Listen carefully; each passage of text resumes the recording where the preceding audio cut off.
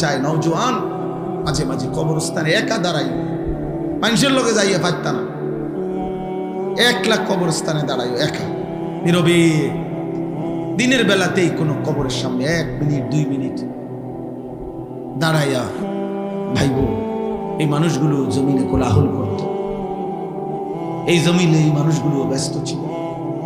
আজ পৃথিবী ঠিকই আছে, ওরা আর নাই।